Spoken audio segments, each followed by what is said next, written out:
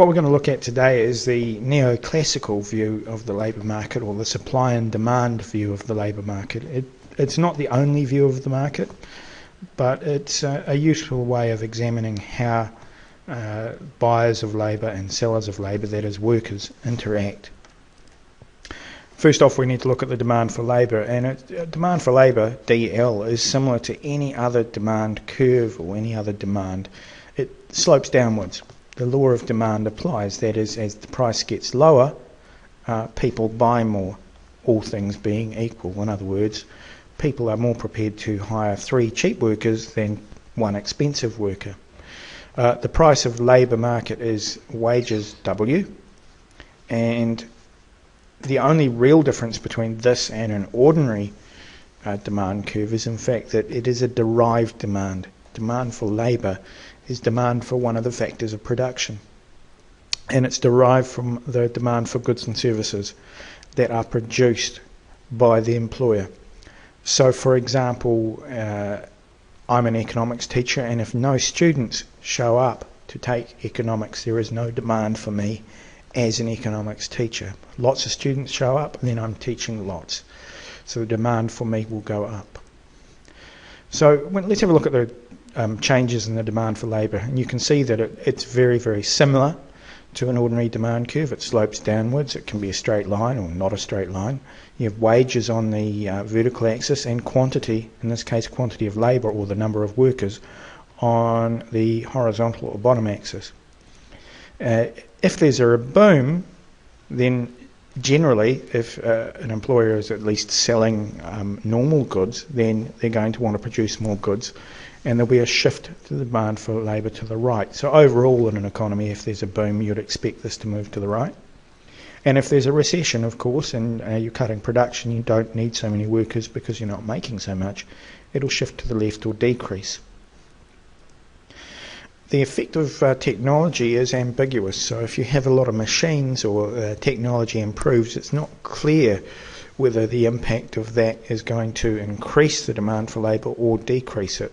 Certainly in some low-skilled areas which are being replaced by machines, the demand for labour will decrease, and there are other areas where when they introduce new technology that the demand for highly skilled workers increases. So it's not clear what the overall effect of that is.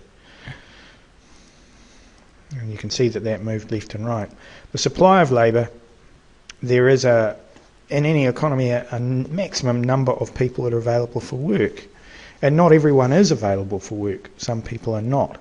Some people don't want to work. Some people would prefer to spend time at the beach, or they'd prefer to study, or they prefer to do all sorts of things, or they're retired. But there is some point a maximum number of people available for work into economy. So in a country like New Zealand, we'd say that's probably around 2.5 million out of the 4.5 million population.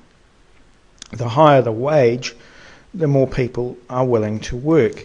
Now that's an assumption that may or may not be true, and we'll look at it in a bit more detail later on. But I think it's clear that if your wages go up, you're more inclined to show up to work, more inclined to work hard, and more inclined to work longer hours.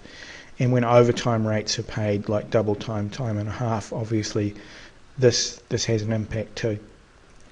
The law of supply basically applies, and the supply of labour slopes steeply.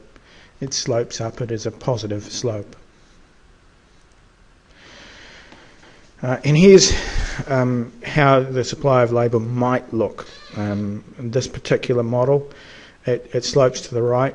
It becomes vertical at the full employment level. Now what that means is that the total number of workers available to work has been employed, and the economy has employed the maximum number of workers possible.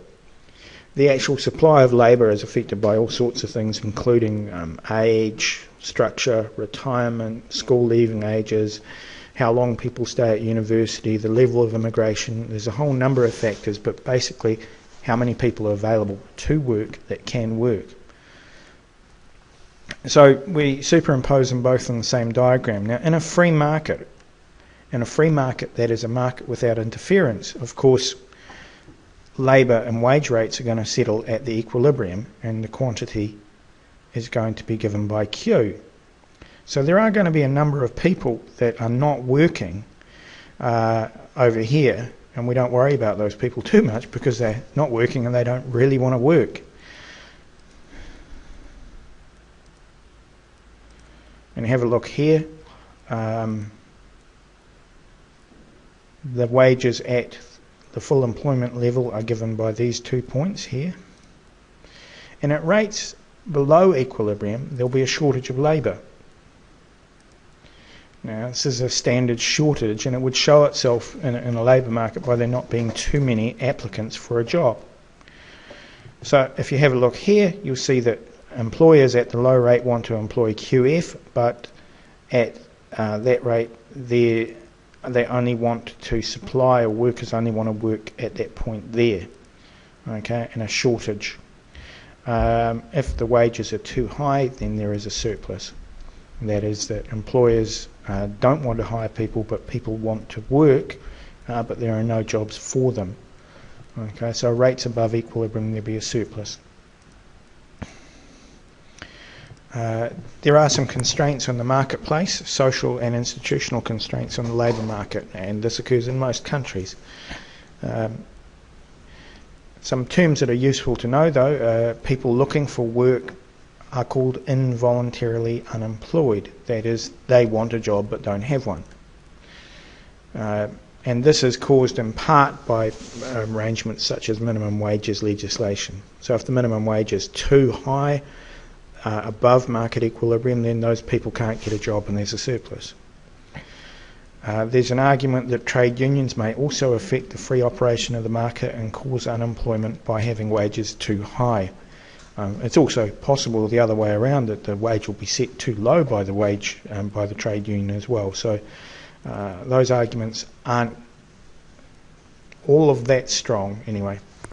There are social constraints such as the kinds of careers that people take. For example, most nurses are women. The majority of nurses are women. There's no reason why that's the case. It just in fact is the case.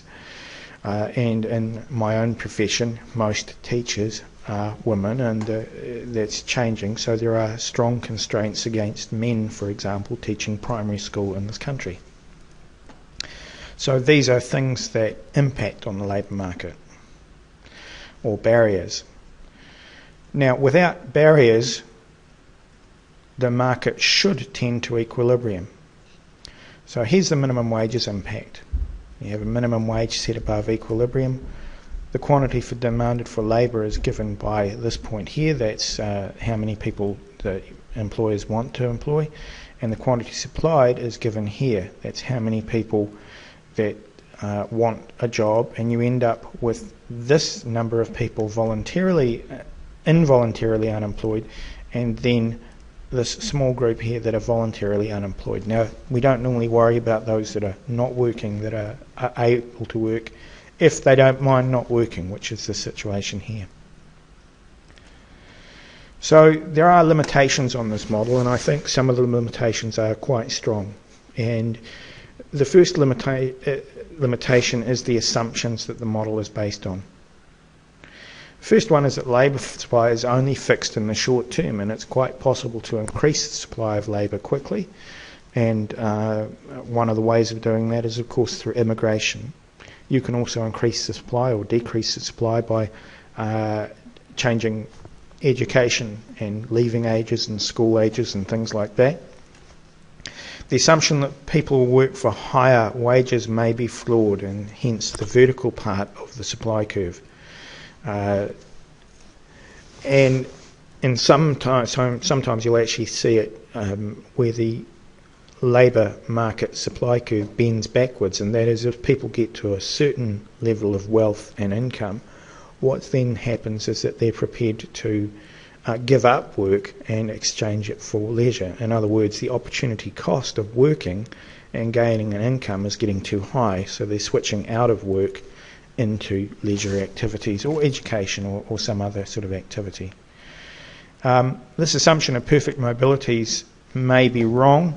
My own situation, for example, if I was looking for a job in e-learning, I would find that job quite difficult to do in the city that I live in, and I'm unable to move because I'm restricted by my career, and or more particularly my wife's career, and she does not wish to move the town that we live in, so I won't move, and I've got kids at school in Palmerston North as well, so these are things that prevent me from moving. So even though I could walk out of my current teaching job, it would be difficult for me to move anywhere to get a new one. And it does ignore the feedback effects of higher wages, and that is well-paid workers buy more. And that's a fairly serious weakness of this model.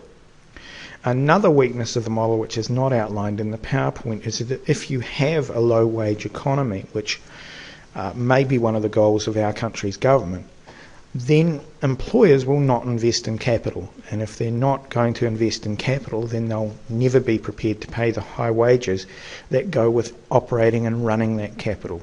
So there are limitations on this model. You need to be aware of limitations on the model, but nonetheless it's quite a useful model to look at.